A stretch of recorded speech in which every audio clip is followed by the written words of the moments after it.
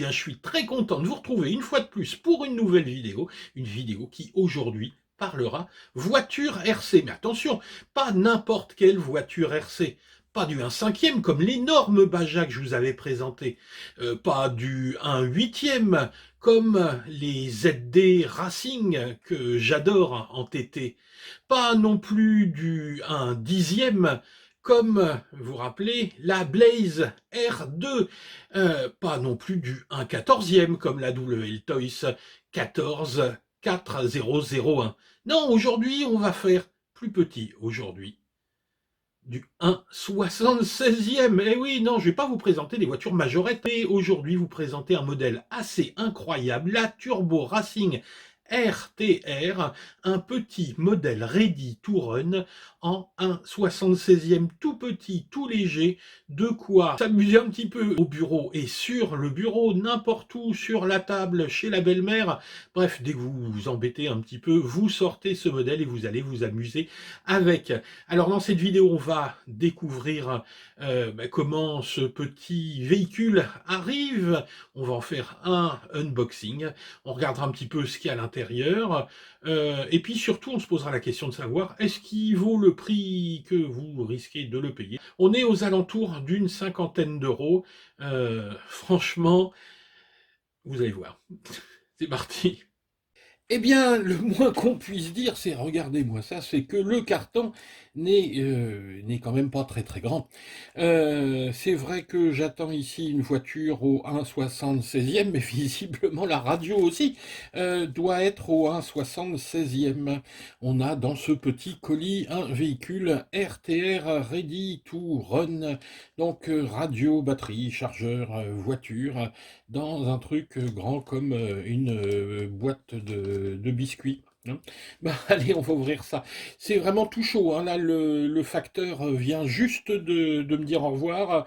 Il était là il y a 2 minutes. Donc, vous allez profiter de ça en direct différé. Enfin, voilà. Donc, oui, à moins que ce soit vraiment un paquet de gâteaux, mais je ne crois pas. Allez, on va ouvrir ce paquet.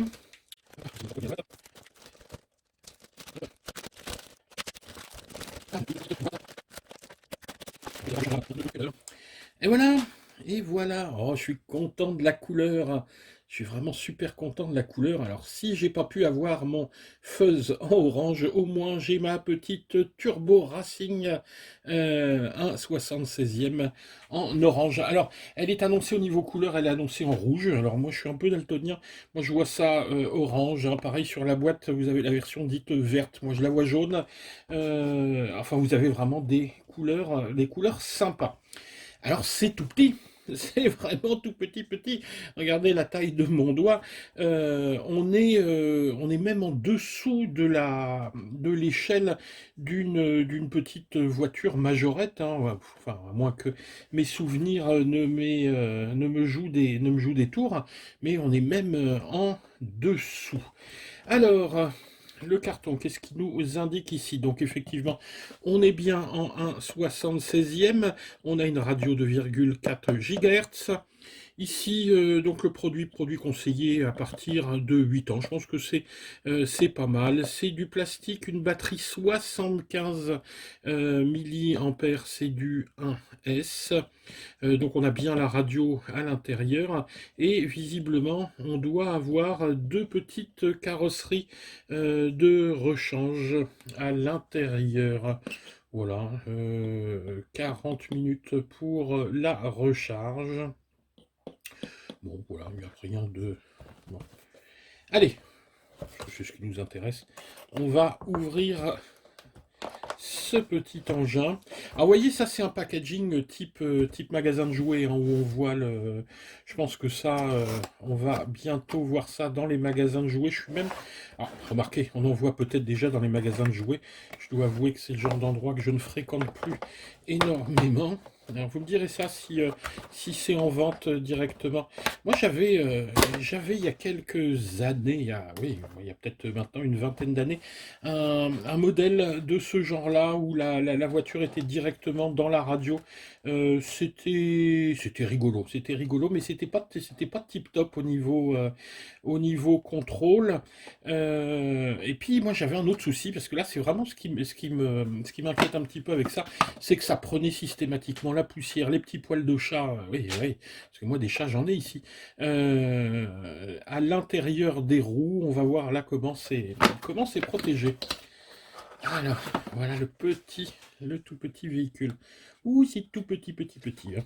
Allez, on va, hop, le dégager devant vous. Donc, vous voyez, là-dessous, il y a une toute petite languette en plastique.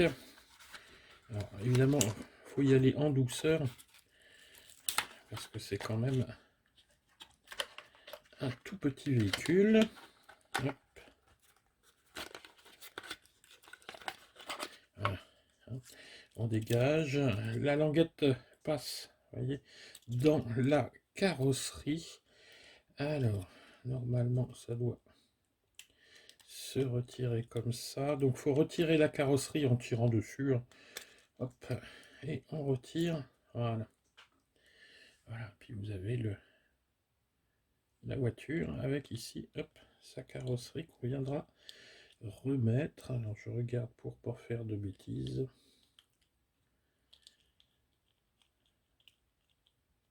Tac. Les petits phares. Et voilà. Oh, c'est vraiment génial. C'est vraiment génial ce truc. Ah oui, là, on a l'impression qu'elle est loin. Alors, qu'est-ce qu'il y a d'intéressant là-dedans? Alors, on va commencer par ici les deux carrosseries de rechange. Donc, deux petites carrosseries quasiment identiques, si ce n'est ici l'avant, hein, qui change un petit peu. Donc là, il va y avoir un travail à faire tout en finesse au niveau de la peinture. Donc là aussi, c'est un truc sympa à faire. Je vais voir avec ce que j'ai comme peinture maquette. Et je me pose d'ailleurs la question d'investir peut-être dans un petit airbrush, un petit pistolet à peinture pour les maquettes et pour pouvoir mettre un masquage liquide dessus, puis ensuite faire des petits travaux de peinture. Alors ces petites carrosseries-là, je vais les garder. Je vais pas les bousiller à faire n'importe quoi, puis je crois que, voilà, c'est décidé, hein, quand je vois ça, je vais investir. Il y a des petits pistolets à peinture avec un tout petit compresseur chez Banggood pour une trentaine d'euros. Je vais commander ça. Et puis on verra. Parce que pour mes carrosseries, j'avais vraiment envie de pouvoir mettre du masquage liquide. Et là, ça pourrait être intéressant comme travail à faire dessus. La notice, la notice. Alors, qu'est-ce qu'elle nous dit, cette notice? Une notice, j'imagine, en anglais, bien sûr. Bon, allez. On va dire que je la regarderai. Ici, ben, il n'y a pas de chargeur avec, alors est-ce que ça... Ah bah oui, forcément, ça se recharge directement sur la voiture, hein. Ça, est-ce que c'est juste un câble ou un chargeur? Ça a l'air d'être juste un câble type USB-C, et je vérifierai, mais je pense que ça se charge directement là-dessus. Ah, et voilà, donc on a l'explication de la taille de la boîte, c'est que la radio est cassée. Elle est toute petite. Ah ben non, elle n'est pas cassée. Elle est en deux parties. Donc ici, les piles, donc ça doit être deux ou quatre piles LR6, je pense. Alors voyons sur la boîte ce qu'ils nous disent en batterie, en pile. Non, je vous dirai ça quand on reviendra dessus pour la petite revue technique. Mais voyez, les piles viennent se mettre directement là-dessus. Et alors que je ne fasse pas ni 10 de bêtises. Alors, ah bah oui, d'accord. Il y a une petite gâchette ici. Hop. On va mettre comme ça, et tac.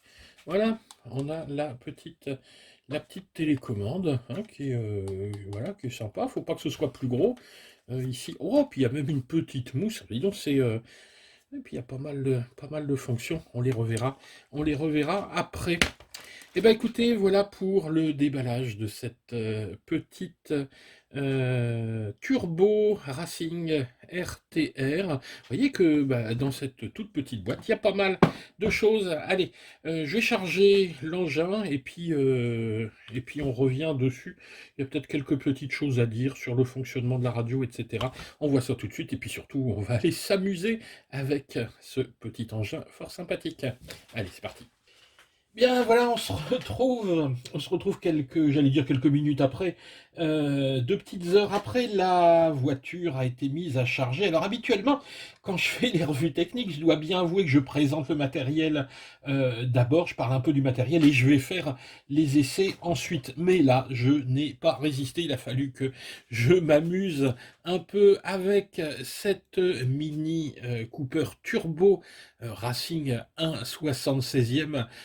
Avouez quand même qu'elle est super craquante et surtout vous le verrez au niveau des performances c'est juste incroyable, c'est vraiment un petit véhicule magnifique.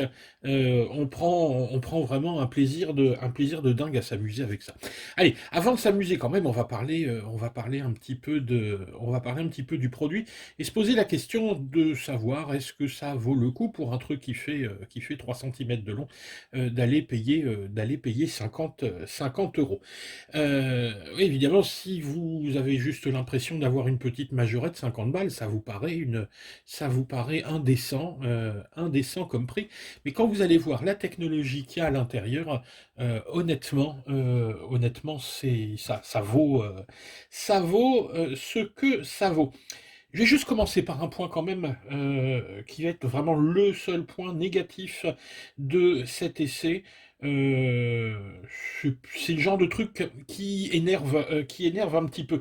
Vous connaissez cette malédiction qui veut que lorsqu'on offre des cadeaux à Noël, le soir de Noël, il y a toujours un truc qui ne marche pas. Ou vous connaissez cette malédiction où après avoir attendu longtemps un colis, vous ouvrez et il y a un truc qui marche pas. Et ben moi, il y avait un truc on va dire, qui ne marchait pas. Je vous ai montré dans le unboxing le montage de la radio.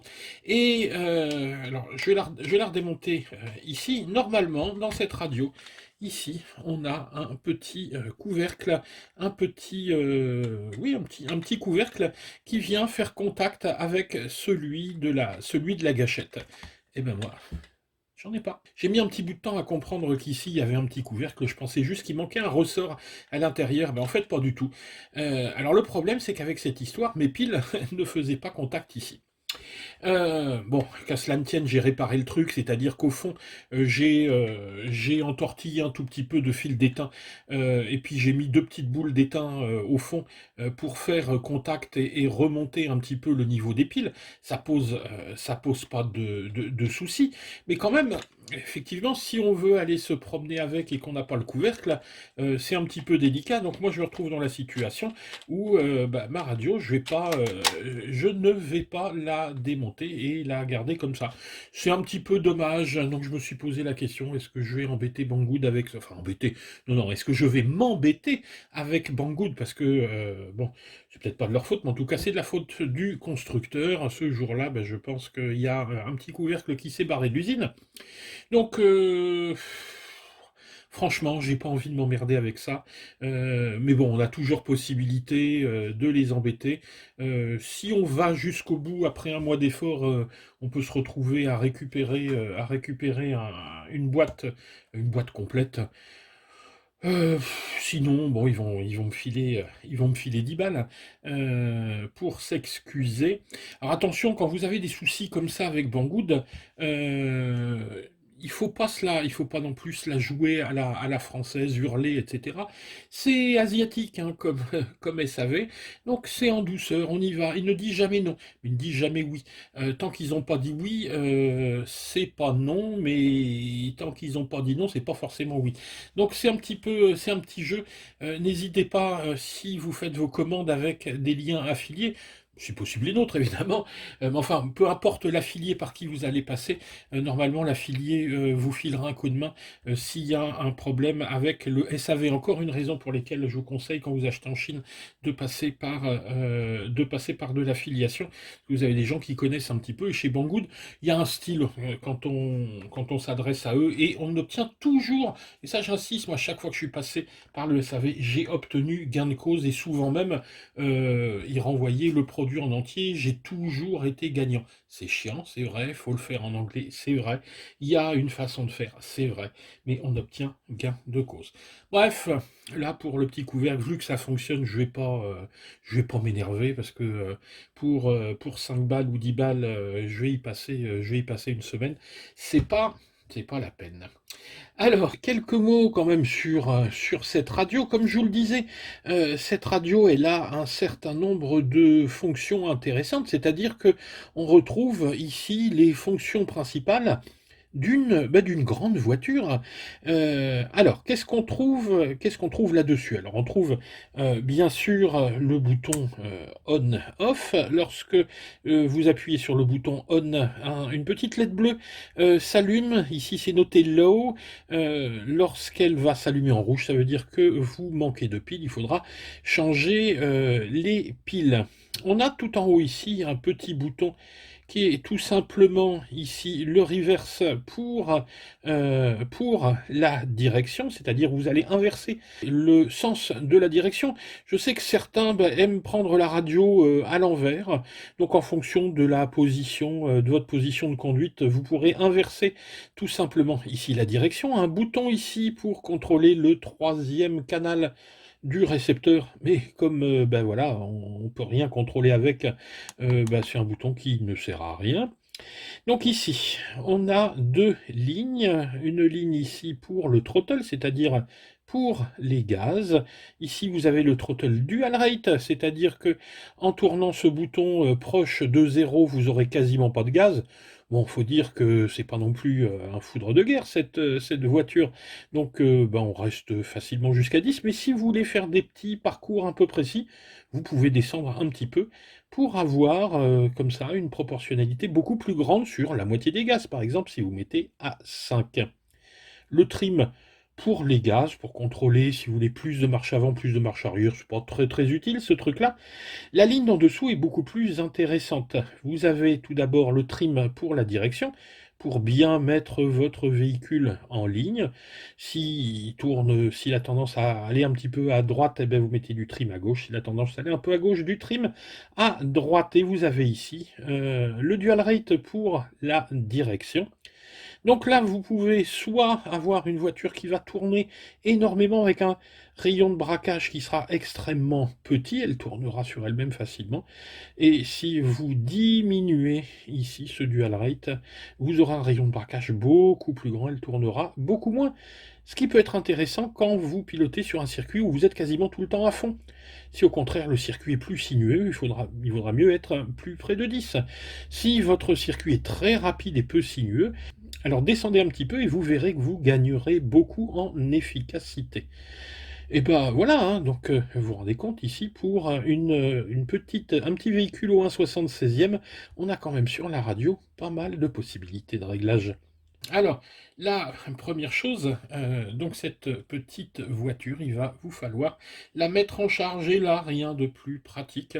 Un petit USB-C en dessous, on branche l'USB-C et clique, et ensuite, en plus ça pendouille, hein. Hop, vous mettez ça sur une prise.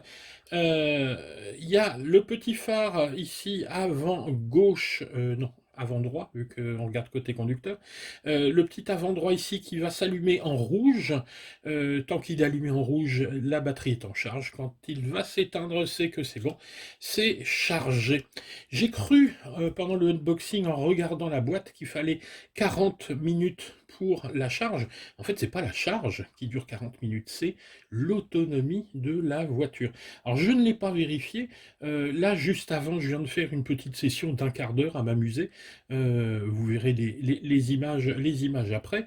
Ça roule encore parfaitement. Ils annoncent 40 minutes. Et ben, je vais continuer ensuite et je vous dirai en commentaire quelle est l'autonomie de cette petite voiture.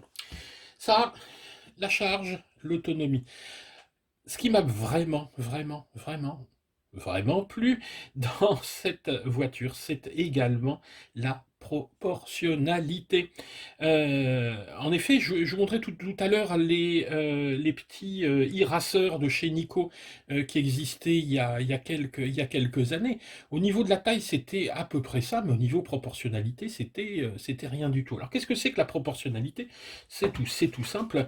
C'est le fait que lorsque vous allez utiliser le volant pour tourner, si vous tournez un peu, le véhicule va tourner un peu. Si vous tournez beaucoup, le véhicule va tourner beaucoup. C'est ça la proportionnalité. Si vous accélérez un petit peu, il va accélérer lentement. Si vous accélérez beaucoup, il va aller beaucoup plus vite, avec toutes les positions intermédiaires qui vont vous permettre d'avoir une précision telle qu'avec ce véhicule, vous pourrez vous croire dans une grande ville et vous amuser à faire des petits parcours, à faire des créneaux, à vous entraîner au créneau, ou à entraîner... Attention, blague sexiste. Attention, blague sexiste. Et donc à entraîner votre épouse au créneau pour éviter qu'elle bousille sa mini. N'est-ce pas, JF? Toi aussi, je crois que tu as une épouse qui a une mini ou qui avait une mini. Enfin, remarque, elle conduit mieux que toi. Donc, bon, juste pour dire que la précision est telle, et vous le verrez tout à l'heure dans la vidéo de roulage, on arrive à faire des créneaux entre deux plots avec cette petite voiture. Alors, on peut regarder un petit peu ce qu'il y a à l'intérieur, et surtout, il y a quelque chose qui va nous intéresser à l'intérieur, c'est sa batterie. Alors, par contre, j'ai toujours un peu peur en l'ouvrant comme ça. Voilà, donc on a une batterie qu'on appelle ici build-in, c'est-à-dire que malheureusement elle est soudée à demeure, on pourra pas l'enlever. C'est une petite batterie ici, vous le voyez, elle fait donc 3,7 volts, 75 milliampères, c'est vraiment mini, et c'est dingue quoi. Ça, avec ça, vous obtenez visiblement 40 minutes d'autonomie. Bon, si on a une demi-heure, ce sera super, hein. Alors, justement, je vais vous montrer un petit peu cette histoire de proportionnalité. Euh, Tant que là, voilà. Alors, quand on allume la voiture, les petits phares, voilà, se mettent à clignoter dès qu'on va allumer la radio et qu'on sera, voilà, appairé. Hop, les phares restent allumés. Donc, les petits phares à l'avant, les petits phares rouges, les petits feux rouges à l'arrière. Et surtout, alors je ne sais pas si on va réussir à voir, regardez la précision du mouvement. Donc là, je tourne un petit peu, je tourne beaucoup plus, je tourne rapidement, je tourne lentement. Regardez un peu la proportionnalité de ce mouvement. Ensuite, on va faire la même chose avec... Voilà. Alors là, je tourne tout doucement. On va faire vraiment tourner tout doucement. Alors évidemment, avec la caméra, il y a l'effet diligence, hein. Vous n'arrivez peut-être pas à bien voir. Mais là, ne serait-ce qu'au bruit, on entend. Là, je tourne très lentement. Et voilà. Et je peux accélérer. Et donc, j'ai finalement toutes les capacités d'une grande dans ce modèle. Alors, je prends la boîte parce que je ne sais pas combien ça pèse, ce truc-là. Je ne sais pas. J'ai pas pesé. Bougez pas, je vais aller chercher la balance, on va la peser. Voilà, je vous ai ramené la balance de la cuisine. Alors, on va allumer ça. Alors, on va lui remettre sa carrosserie. Clic. Et on est, je ne sais pas si vous arrivez à voir, voilà, on est à 12-13 grammes, 11, ouais, ça oscille entre 10 et 13 grammes. Là, je crois que c'est ma balance hein, qui a un petit peu de mal, 10 grammes. Entre 10 et 13 grammes, on est peut-être à 11 ou 12 grammes. C'est vraiment mini, mini, mini. C'est une Austin Mini, oui, effectivement. Mais là, vous voyez, on est sur quelque chose de tout petit, petit, petit. Alors maintenant, la question évidemment qu'on peut se poser, c'est ben, je vais m'amuser, je vais m'amuser où avec ce truc? Ben moi, j'aurais tendance à dire, vous allez vous amuser un petit peu partout, mais tout particulièrement aux endroits où vous n'êtes pas censé vous amuser avec ça. Moi, j'ai déjà plein d'idées au boulot pour m'amuser avec ça. Ça, c'est le genre de truc. Vous amenez ça au boulot pendant votre pause, vous mettez sur votre bureau et roule ma poule. Vous allez partir pour des courses endiablées. Pour peu que vous ayez des collègues qui aient acheté exactement la même chose, vous allez même pouvoir faire des courses avec des paris le midi sur le temps de pause. Bon, en télétravail, évidemment, bah, vous pouvez aussi, hein, vous filmerez. Euh, alors, qu'est-ce que je vous conseille, moi, pour vous amuser avec? Bah, c'est de vous imprimer des petites choses comme ça, si vous avez une imprimante 3D. Moi, bah, vous voyez, j'ai imprimé tout simplement une vingtaine de petits cônes de signalisation à l'échelle de la voiture, peut-être même un petit peu plus grand au niveau échelle.